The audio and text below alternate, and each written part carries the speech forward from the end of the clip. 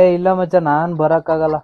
ಮಗು ಐತೆ ಕಣೋ, ಪಾಪ ಅವಳು ಒಬ್ಳೆ ನೋಡ್ಕೊಬೇಕು. ಬೆಳಿಗ್ಗೆಯಿಂದ ರಾತ್ರಿವರೆಗೂ ಅವಳು ಒಬ್ಳೆ ನೋಡ್ಕೊಂಡು ಊಟ ತಿಂಡಿ, ಮಗು ಹಾಲ್ ಕುಡಿಸ್ಬೇಕು, ಮಗುನ್ ಮಲಗಿಸ್ಬೇಕು. ಏನ್ ತಮಾಷೆನಾ ಮಚ್ಚ? ನನ್ಗ ಅವಳು ಆರಾಮಾಗಿರ್ಬೇಕು ಮಚ್ಚ, ಅವಳು ಖುಷಿಯಾಗಿರ್ಬೇಕು. ಹಾ, ನನ್ ಖುಷಿಗಿಂತ ಅವಳ ಖುಷಿ ಮುಖ್ಯ ನಂಗೆ.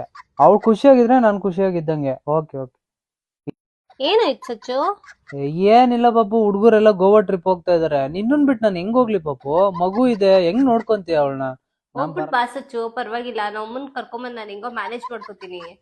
ನೀನು ಖುಷಿಯಾಗಿರ್ಬೇಕು ತಾನೆ, ಅದು ಇಂಪಾರ್ಟೆಂಟ್ ತಾನೆ. ಬರೀ ನಂದೇ ಯೋಚನೆ ಮಾಡಿದ್ರೆ ನೀನು. ಹೌದಾ? ಹಾ. ಹೋಗ್ಬರ್ಲಾ? ಹ್ಮ್.